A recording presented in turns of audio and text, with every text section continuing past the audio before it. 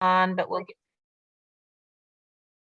started. And there's the notice for the recording. If you haven't signed the roll, Jamie will be putting the roll in the chat box. It looks like she has already done that.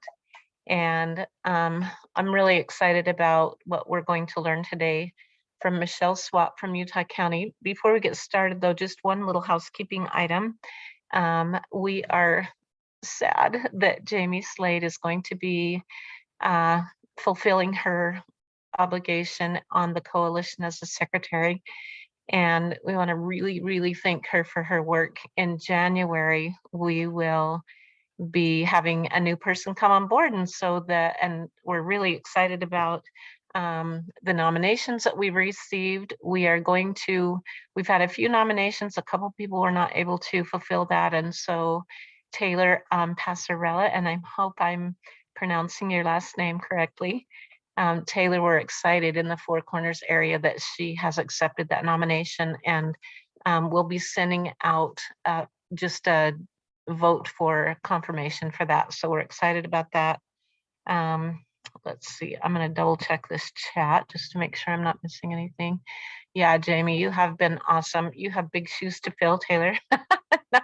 No pressure, but we're really excited about that. So I'm going to turn the time to Michelle. Michelle has been a mentor in the prevention field for a really long time. And she has taught us a lot throughout the years about policy work and about other things. And I've learned from her. And so I'm excited to have her present today on how to create bylaws for your coalitions. And if you haven't yet sent some kind of a greeting for holidays to your policymakers, I just want to plug that for Kellen. She's been awesome to keep us in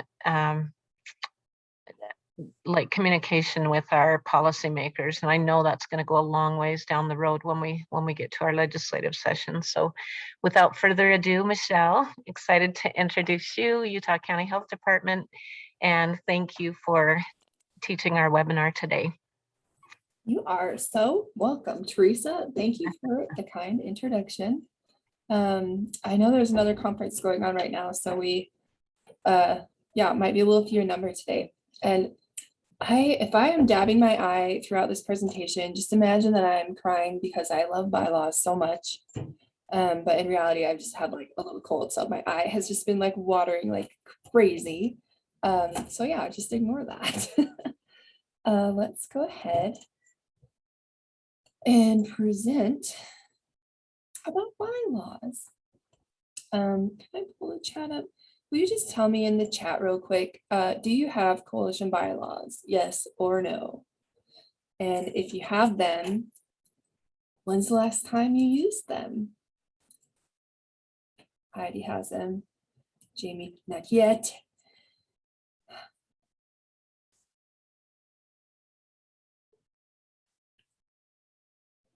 Yes, heard them several months ago from Teresa.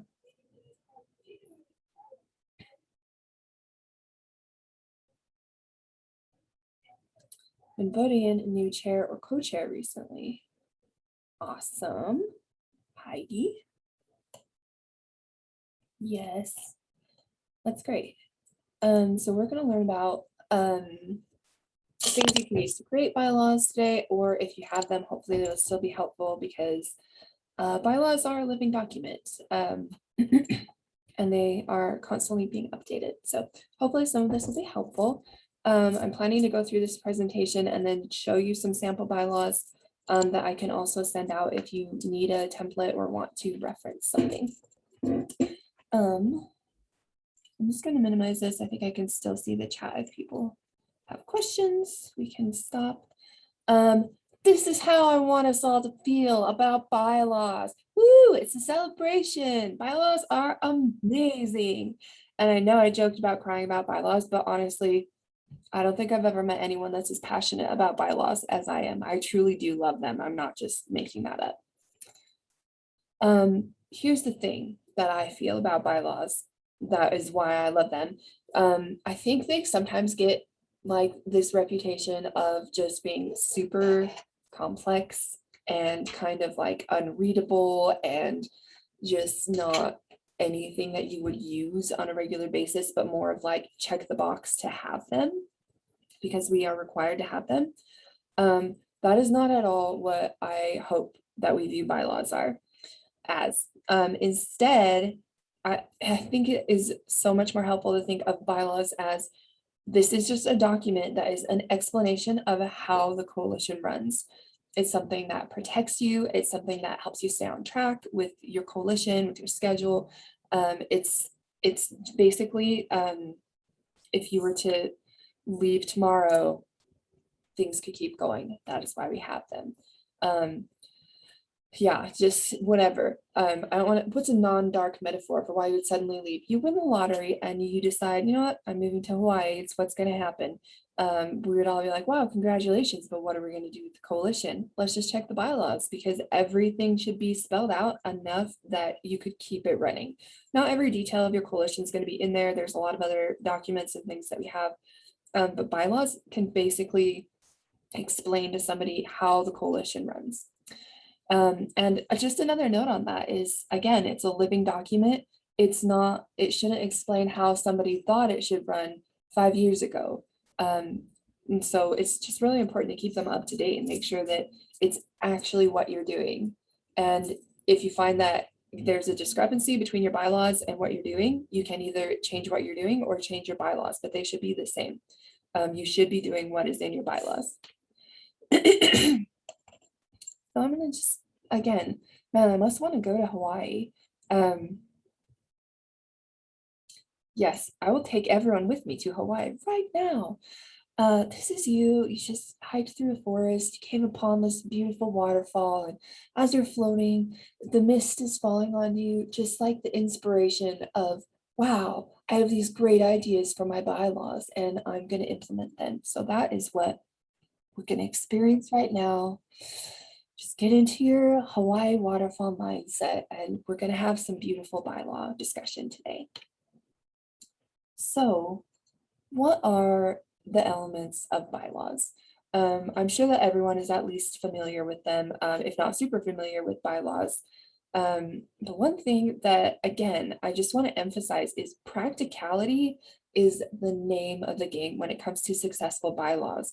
We do not want this to be some super complicated, super fancy language document that is just like, yes, these are our bylaws, but you never actually use them. They don't really do anything for your coalition. That is not the goal. Uh-oh. Yes, I will share slides that have been missed. Sorry for having computer troubles.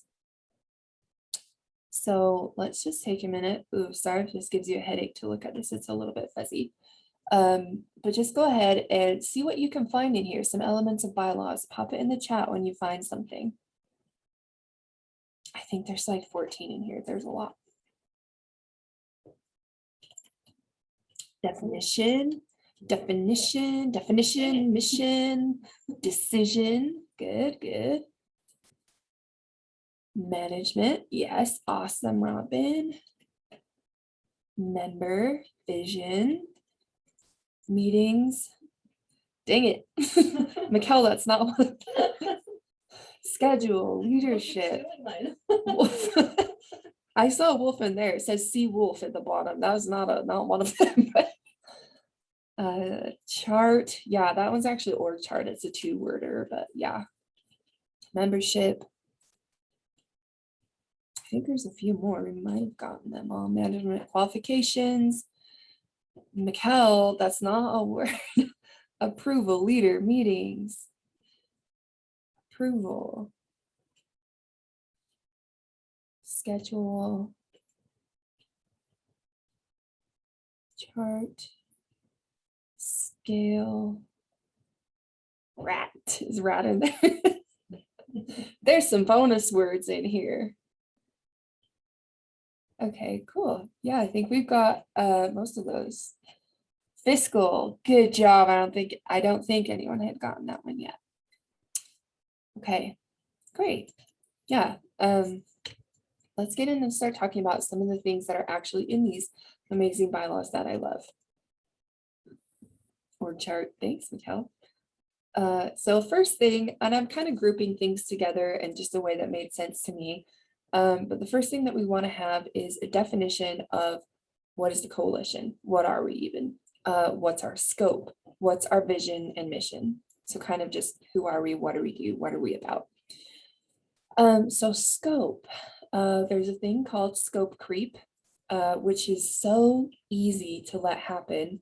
But what happens when you become off target, you start taking on too much, you start doing things that aren't exactly focused on your goal, is you start getting spread too thin. The coalition is not as effective as it could be. And this is really helpful to have a clear scope, because it's a very easy way when people offer an idea that, how many coalition coordinators do we have on here? Will you just pop in the chat, like me, write me if you're a coalition coordinator? I'm just curious. Me. Heidi's definitely one. Me, kind of me, LOL. Yeah, I know there's like some coaches and people like that on here. Robin, we don't have one right now. Okay, but I imagine that everyone has some experience on a coalition. When somebody brings up an idea, that is not a bad idea. It's a good idea. It's just not really what the coalition is working on. That's happened on our coalition like countless times. And it's very helpful to have a clear scope to bring it back to. It's an easy way to say, that's a great idea. That seems a little bit outside of our scope. Maybe that's something we can hand off to one of our partners. Like, for instance, we are pretty strictly a drug and alcohol prevention coalition. I know there's other coalitions that take on other topics, but because of that, a lot of things don't fit within our scope. We have a pretty narrow and defined scope. So it's just a way to protect the goals of the coalition, have a clear defined scope. And it's a great response when somebody has a good idea. You don't have to shut them down and say no. You can say that's actually not within our scope, which is a lot more palatable, I think. Vision. This is another thing that I am like super ultra passionate about, is creating a strong vision for your coalition.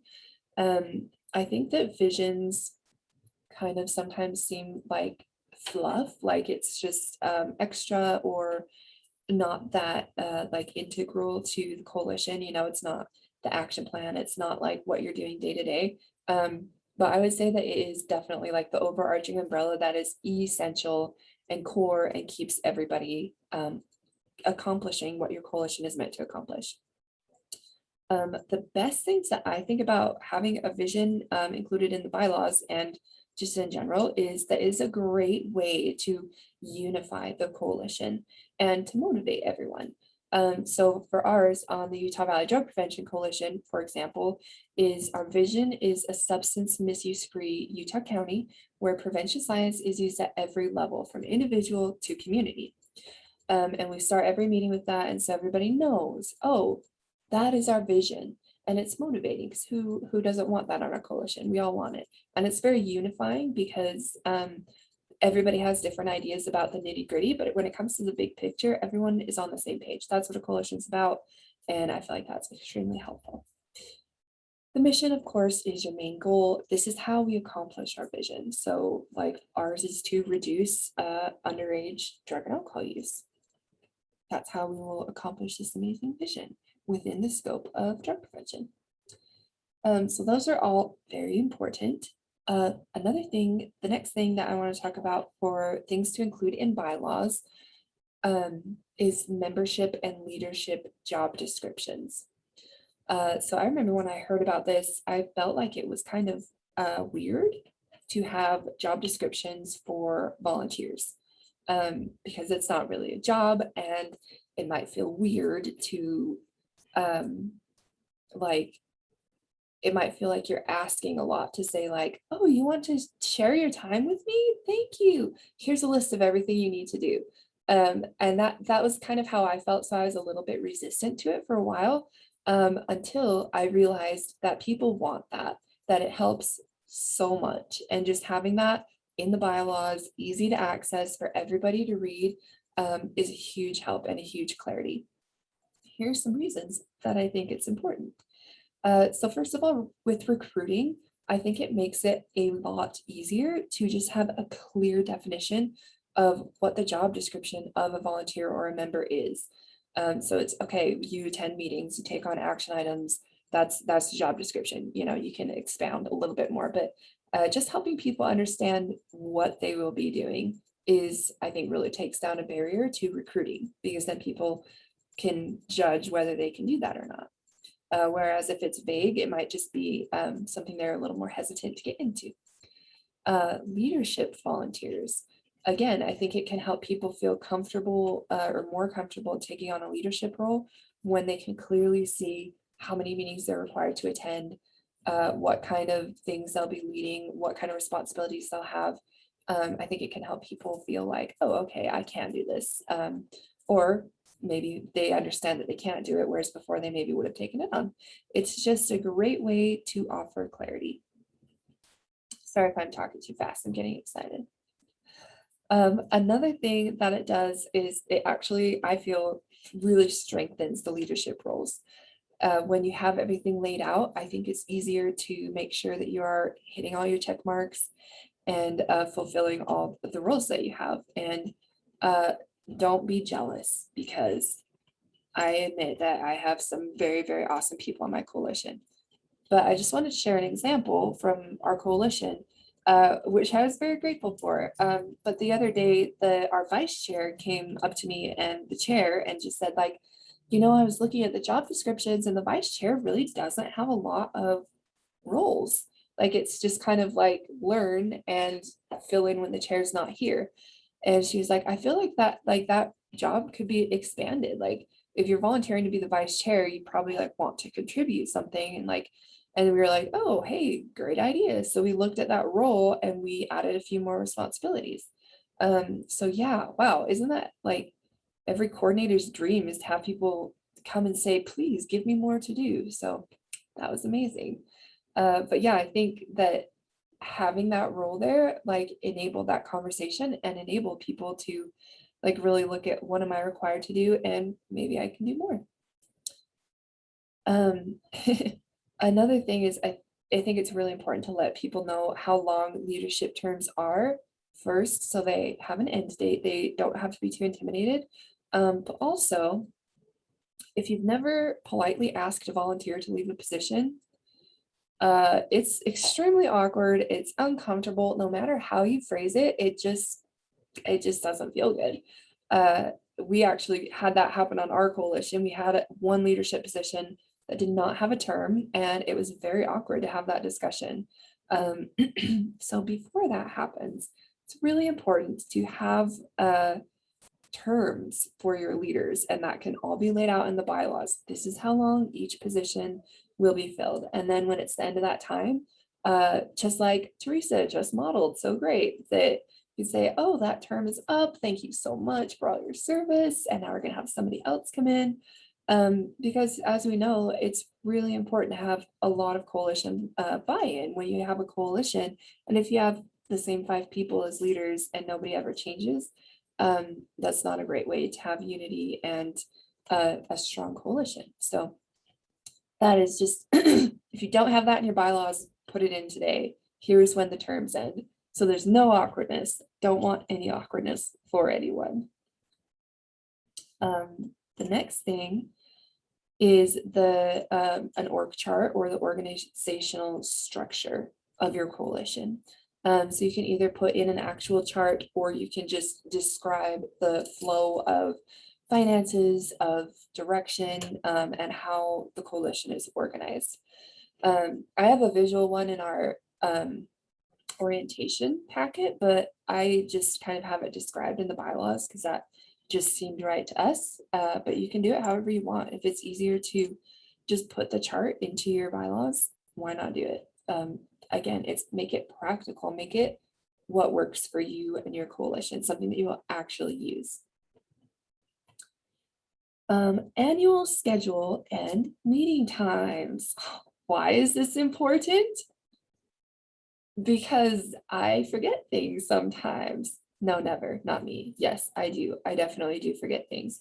And this was another thing that I found extremely helpful to put in our bylaws, because when I started on our coalition, there were some meetings that I knew we were supposed to have, but I was brand new, and like some of them, it was like, oh, we're supposed to be doing what this month? Like, so I pretty quickly just gathered all the meetings and put them in one section of our annual schedule, just for my own reference and for the coalition to know, like, okay, every January we are having an opinion leader dinner. That is when it happens. We can plan for it. Like, every December, that's the end of our terms for leadership. Okay, we can plan for that.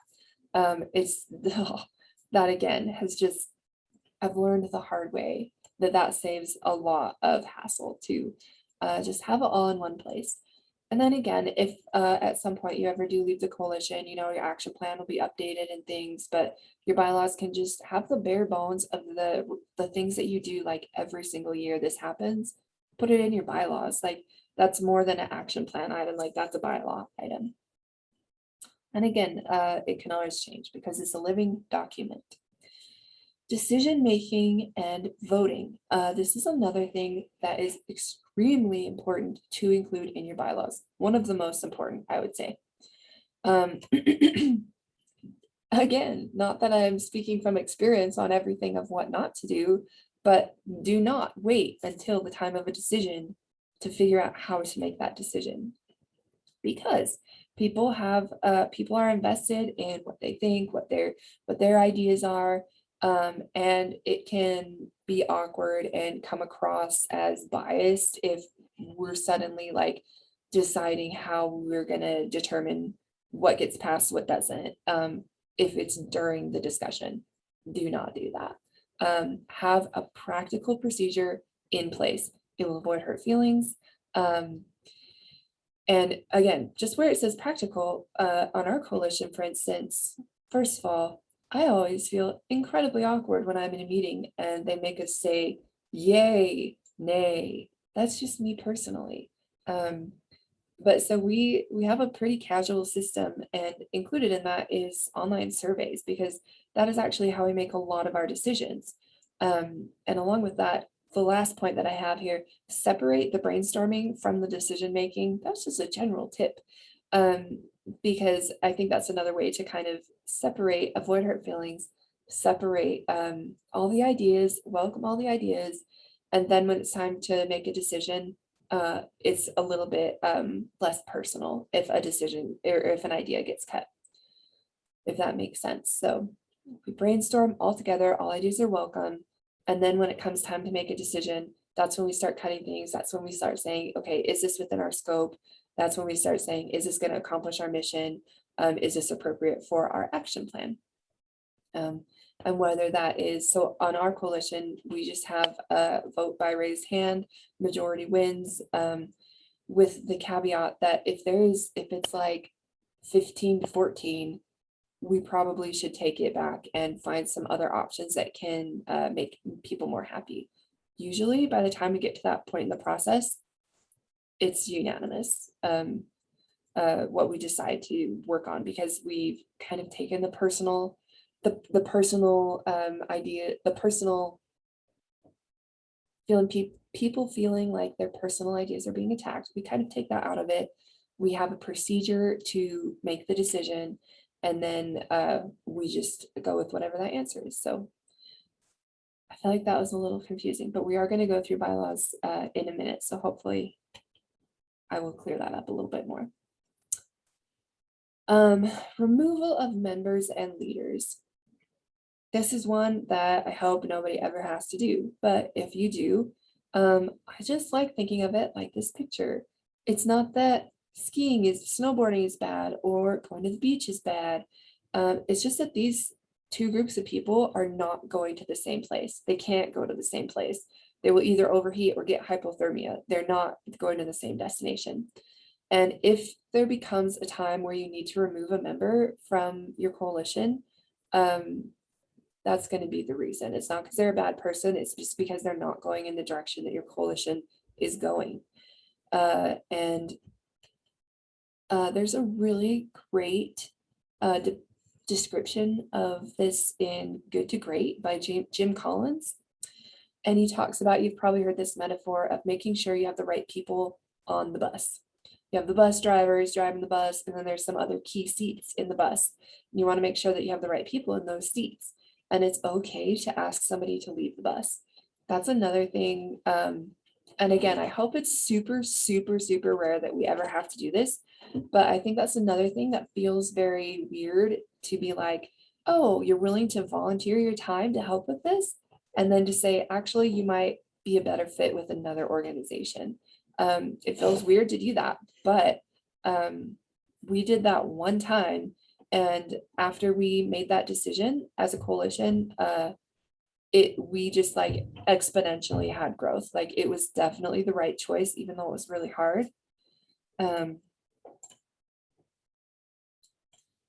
And so just, I wanted to share this quote. It just says, once you know that you need to make a people change, be rigorous in the decision, but not ruthless in the implementation. Instead, help people exit with dignity and grace so that later, the vast majority of people who have left your bus, which hopefully is very small, have positive feelings about your organization.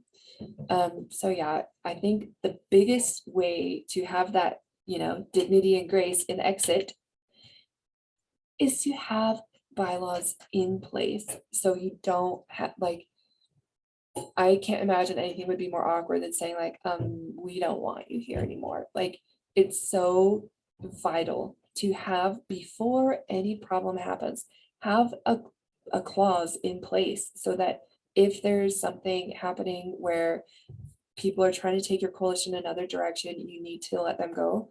That there is a procedure in the bylaws to do that.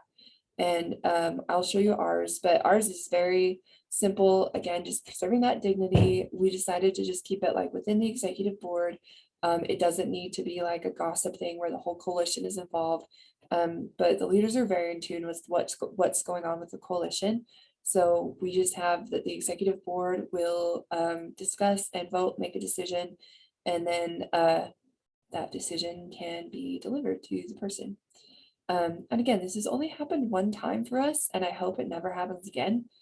But just protect yourself. If that ever were to happen, it is so much easier to have the bylaws to lean on. That clause was created before I came on, so when I had to deal with it, I was incredibly, incredibly grateful that that was in the bylaws, because it made it so much easier for me to handle. So yeah, hopefully something you'll never need to use, but if you do, very important to include. Conflict of interest and fiscal management. So not a lot to say on this one, except just be transparent. Make sure if there is any conflict of interest, which is pretty rare, I think, with what we do, but occasionally there are.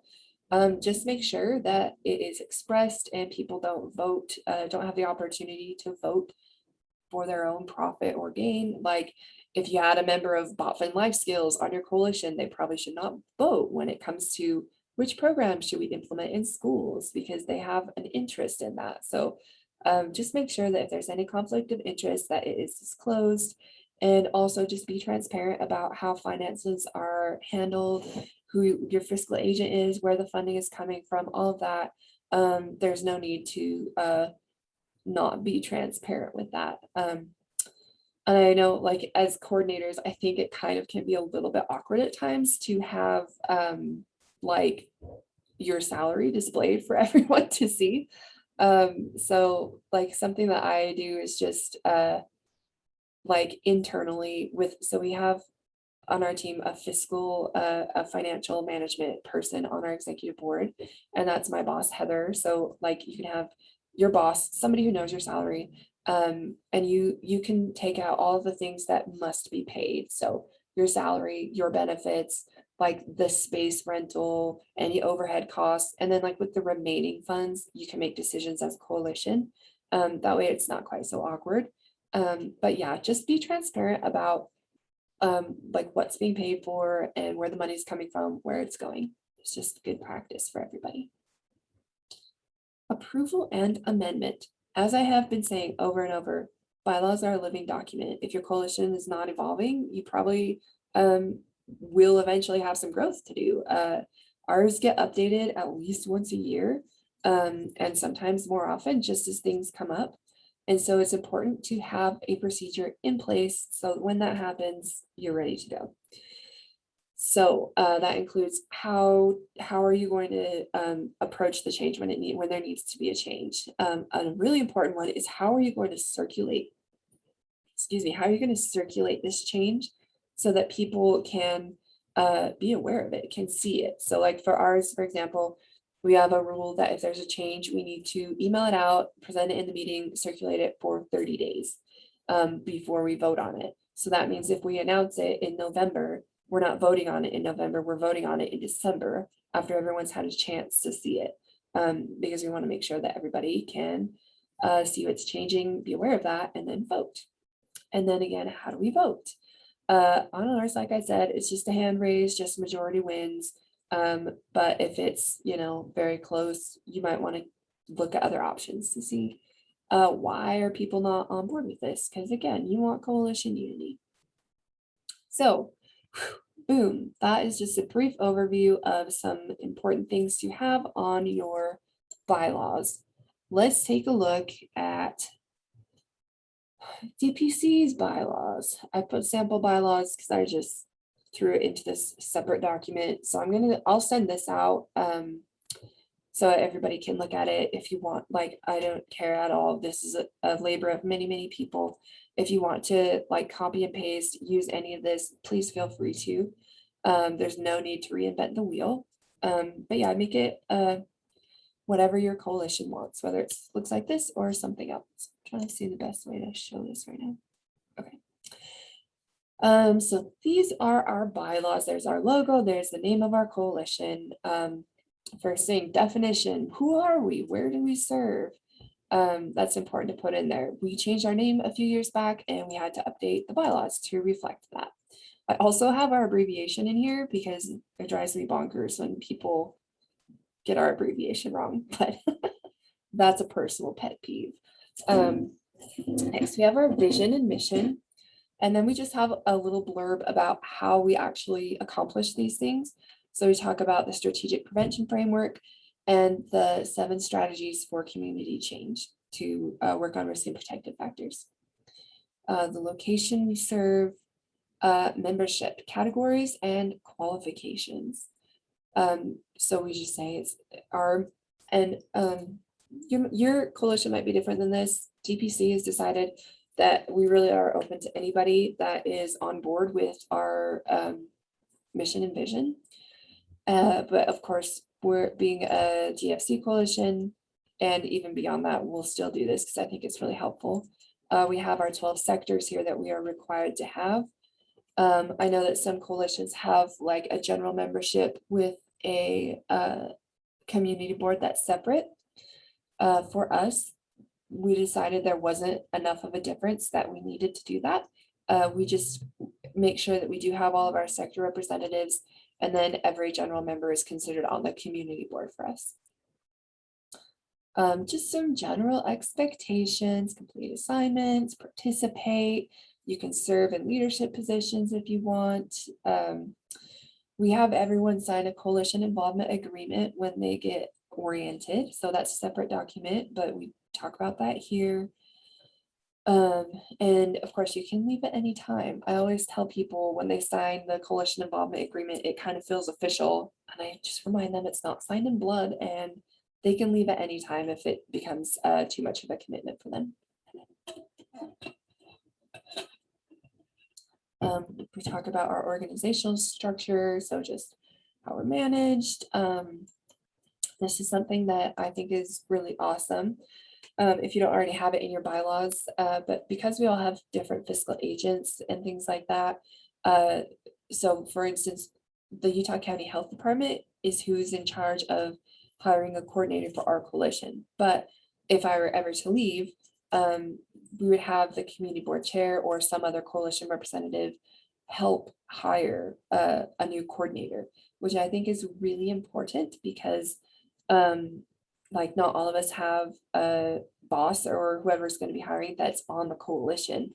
So it's really important for somebody who's on the coalition to be there to kind of understand a little bit deeper what the coalition is all about and pick somebody that will be able to fulfill that role. So that's a really awesome little, clause to have in there, just in case the current coordinator ever leaves. So yeah, you can put in an org chart if you want. We just briefly explained that we have these 3 types of groups. Here's our reminder for Michelle things of when we host important meetings, or start electing new leaders, when we need to finish our needs assessment, things like that are very helpful for me. We also obviously have our action plan and like a shortened version, but things that happen every single year, I think deserve to be in the bylaws, because that's something that shouldn't just be an annual decision. That's something that should be permanent. And of course, if you ever decide not to do it anymore, you can amend it. Schedule, this is when we have our meetings. This is really helpful for new members to just have quick access to this. Again, just making it about practical use and not some fancy document. This is how we make decisions and vote. So a lot of the things that we make decisions on, we bring up in the executive board, our leadership group first. And sometimes it's an easy decision, and we don't really need to take it to the community board. But if it feels like it's an important item, or if there's a bunch of different ideas, we kind of have like a pre-brainstorming session and then bring it to community board for voting. And then, yeah, just that caveat that if it's a highly like polarizing topic, we can always have the option to take it back. It's not like binding. If there's a majority vote, and if it's close, we can always take it back and try to find some other options that work better for everyone. Just a little description about our online presence. I think that's just helpful to have, knowing where we are online, what we're called online, just keeping that branding the same. Branding is another thing you could talk about if you want to in your bylaws. It's a good place to put that.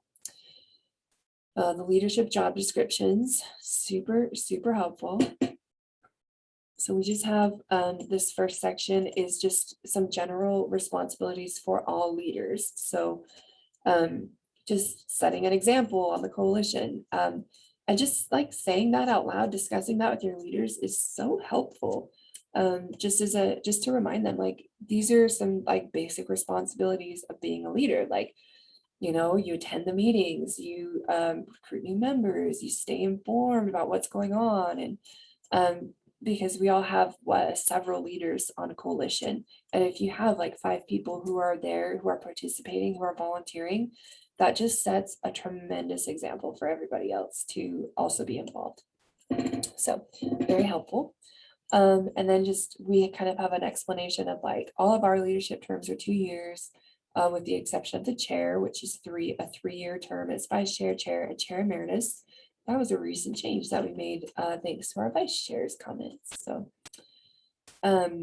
leaders can either volunteer or be nominated. They'll be voted in by the community board, who's our general membership group. And then this is another thing that I think really helps to just spread that leadership around, is that leaders need to wait a year after completing a leadership role before entering into another leadership role. So if the chair gets released in December, they can't immediately enter in as a task force chair in January. It needs to be somebody else. And I think that's just a great way to share the power and decision-making abilities among the members. And I think it adds to the unity and the empowerment and just having a voice on the coalition. I think that's a really awesome clause to include. Our executive board. So these are just descriptions of more individual roles. So we have the coordinator on there because I attend the executive board, the chair, vice chair, which we added to recently. And then we have some of our task forces included. Just some basic things. And I'll send these out. I don't want to read through every little thing, but and then we also have a section of other leaders, because I think the rule of thumb is like 8 people is the maximum number you should have on a decision-making group. So we do try to keep our executive board 8 or below. but we have a few other leaders, and so we just have a section for those. And we also have, just as a side note, if you have these job descriptions, I have another document that's basically just copied and pasted from here. But then I have a note on each role of who's in that position and if they're in year 1 or 2. Because then when it's time to vote in, it's super easy to say, oh, bing, bing, bing, these 3 people are at the end of their term. So yeah, since that's changing so often, I don't feel like I want to keep that in the bylaws, but I do keep that in a separate document. So easy way to repurpose your bylaw content. Just a little bit about the community board, what they do. Basically, it's just the strategic prevention framework for our coalition. So we just kind of outline that there. Removal and resignation of leaders and members, just like I was talking about. You can leave at any time. We did one time have a chair. He was, yes, we will send this. He was in law enforcement. He worked for the county sheriff, and he just became overwhelmed and too busy to participate anymore. I think he may have gotten a new role is what happened. Anyway, he told me that he just wasn't able to do it anymore. So that was super handy that we had these instructions, and we just elected someone for the interim until our next annual election. And then, like I said, one time we did have to have the executive board come in and I just laughed at Robin's comment. Yeah. After one time we had to ask somebody to leave, and it was very hard, but it was good to have a procedure to do that. Right here, I say leaders or members who've been absent for at least 50% of board meetings may be subject to dismissal or replacement. And that's just because, like, for example, with our law enforcement chair, sometimes it was totally beyond his control. He could get called out during a meeting or right before a meeting, and we just had a very active vice chair, and it was worth it to us to have that representation from law enforcement. But we understood that it was not that he was choosing to prioritize other things over the coalition. So I don't feel like that for me is like a hard and fast rule. Like, if you're not here this number of meetings, you're toast, you're out of here. But I do think that that's helpful to include just in case there's somebody who doesn't have like a reason to be missing that much and just isn't showing up. Like, I do think that's a reason to maybe ask them to step down and ask somebody who's able to commit more time to fill that role. So again, just one more note about removing members or leaders if it ever becomes necessary, which I hope it doesn't, but good to have. Coalition meetings, just talking about our community board, any like additional or emergency meetings, we just need to give some notice, make sure that people can come. Just a little bit about our opinion leader dinner, notice of meetings, how we're going to send out notes, fiscal management, just talking about how we are now, how we might change in the future, that we might hire people to help with things. And if that's the case, they always work closely with the community board. We've done that a few times. Conflict of interest, again, it's just letting people know you need to disclose if there's something that can personally profit you that we are discussing, and don't vote on anything like that.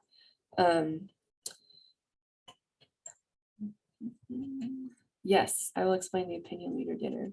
I keep referencing that. That's just Kellen will be proud of us as our UPCA policy chair, but we used to call this the key leader dinner, which I think a lot of CTCs are required to have a key leader meeting. It's similar to that, but it's a meeting about policy. And so every January we have a meeting where we invite mayors and legislators and just like leaders in the community, whether they're on like school boards or school districts, things like that, people who can make decisions for the kids in our county, for the youth in our county. So we get together, we co-host it with our youth coalition here in the county, that's outreach out of the health department as well. And we just get together and talk about policy all night, and it's actually really awesome. So if you don't do that, highly recommended. you can shoot me an email if you have more questions. I really love doing that. I think it's one of our best events. So, and then it's in January. We do it before the session, so it's super fresh on everyone's minds.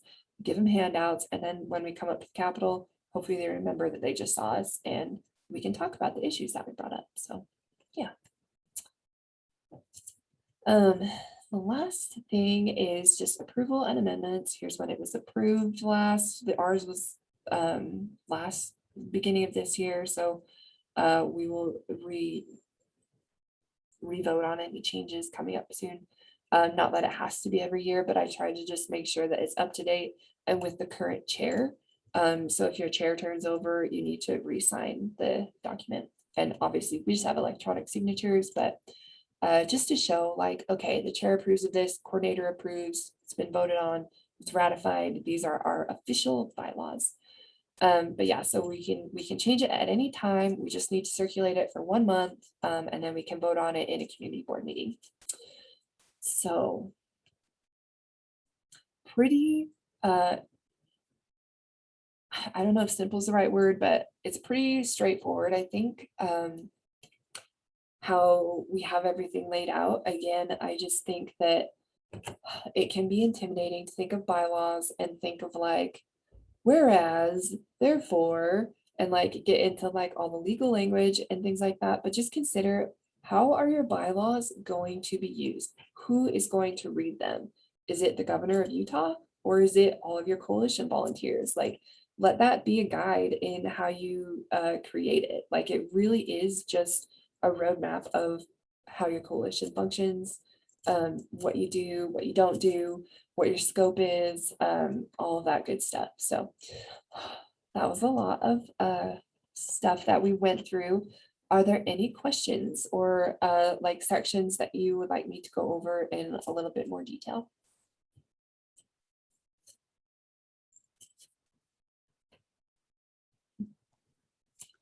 And yeah, for those who are asking, I can definitely, we'll send the slides and these bylaws you can copy and paste and work on if you want to pull anything from it. Thanks, Heidi.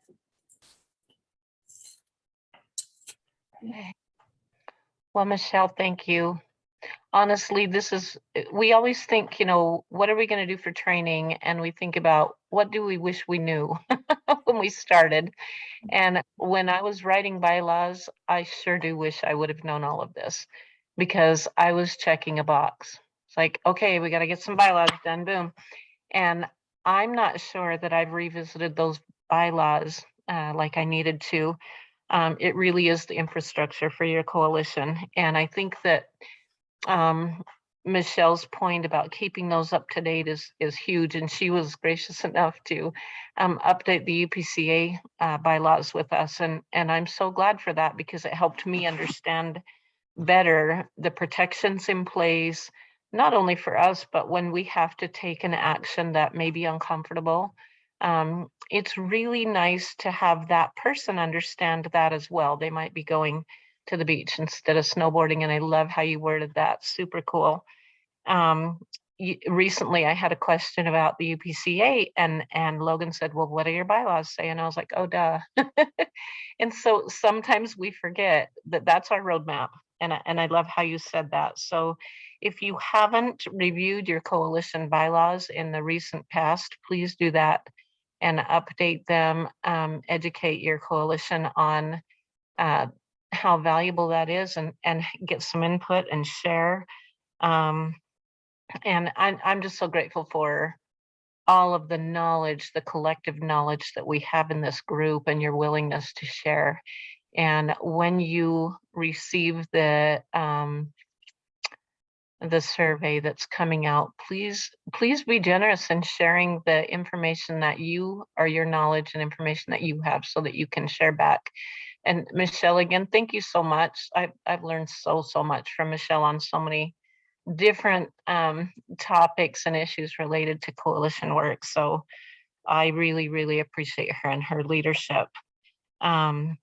If you have not signed the roll, please hop on and grab that quickly and get that done.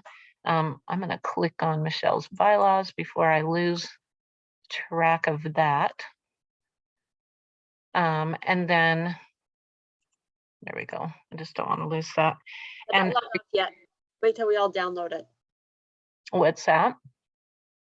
Don't close the meeting yet. Let us all hurry and download it. Yeah, we'll leave it up for sure for a bit. So, I'll make sure they get sent out in the email too. Feel free to click on them now, but we'll send them out so you'll have them for sure. okay, that's awesome. And then the very last thing, I just want to throw in a shameless plug for our event on Saturday.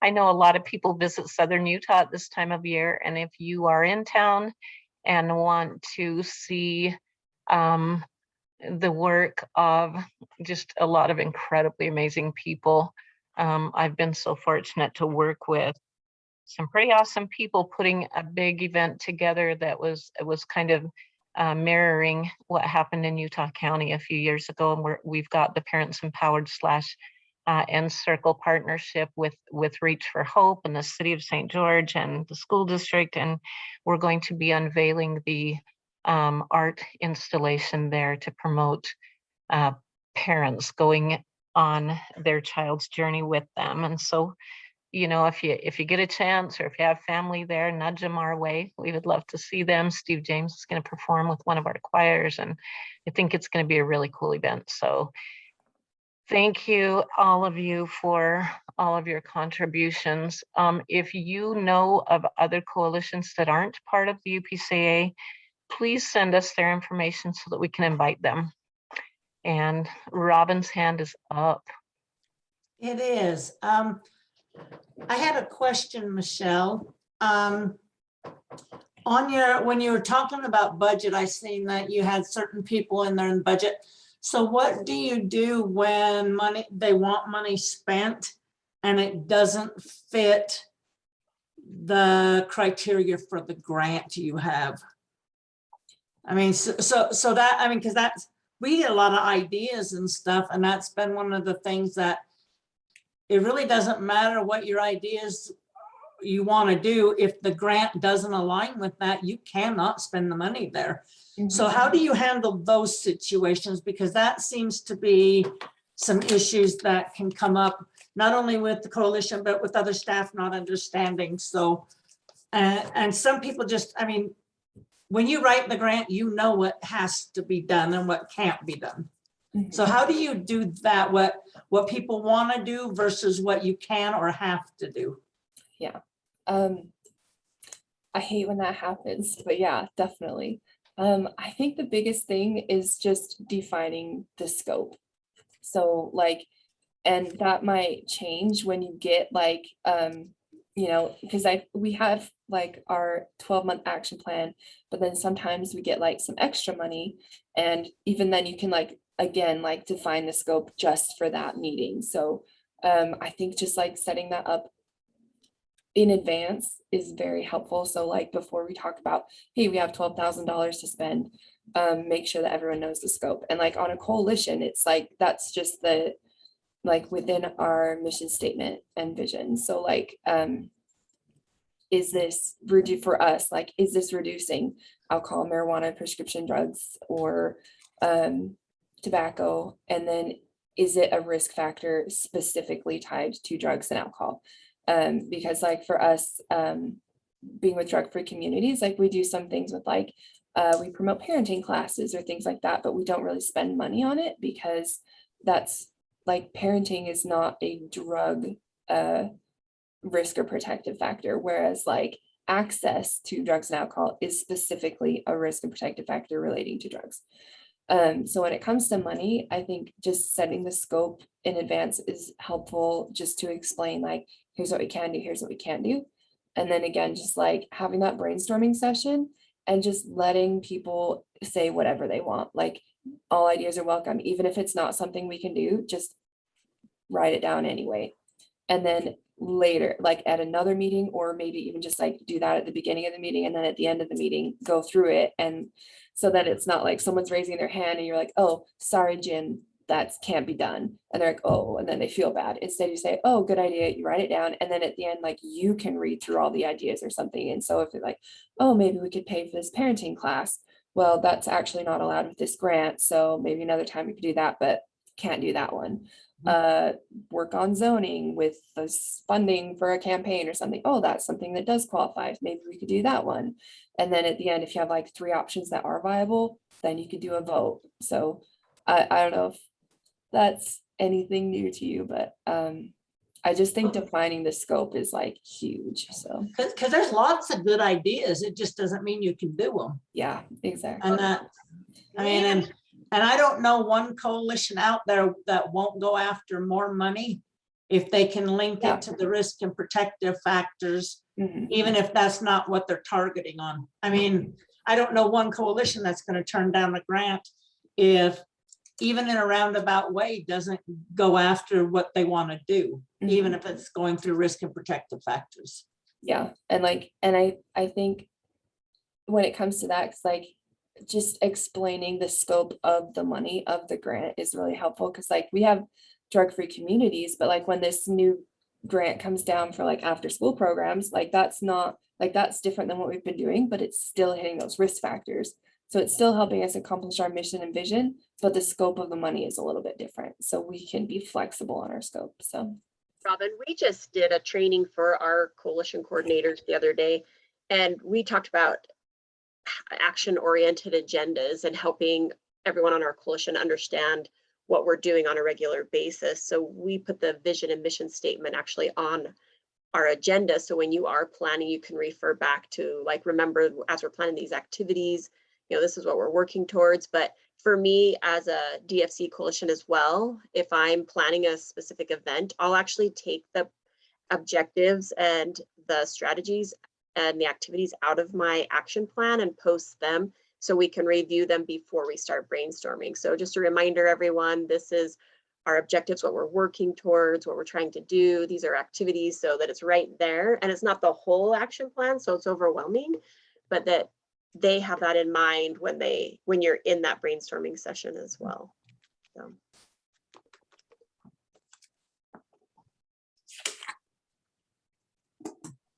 Anybody know anybody that would like to be a coalition coordinator for the Vernal area? Any of you guys unhappy where you're at? Are you leaving, Robin?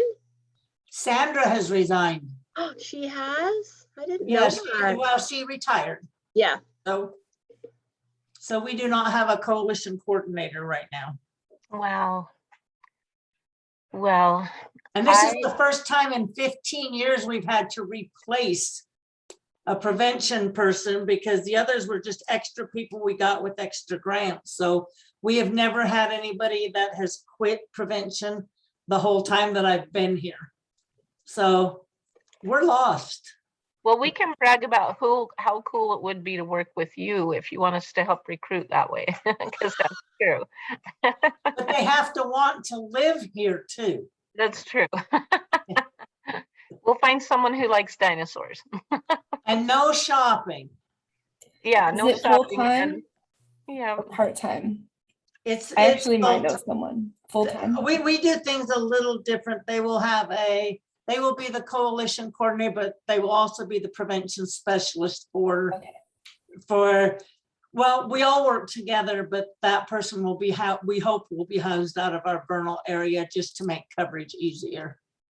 Okay. Robin, have you shared the announcement with people too? No, well, we just locally. Maybe I mean, maybe through the network we could share that, and then people would be aware if they know someone. So. Okay. Well, if there's no more questions, I just want to thank you guys. I know you're all busy people doing pretty amazing things. And so thank you for being here. And Michelle, thank you for sharing your knowledge. And then we can do our amazing things a little more efficiently and effectively. So anyway, any more questions? Everyone have a chance to grab that document and sign the roll. Okay. Well, until next month. Thank you again, and we'll see you. Okay.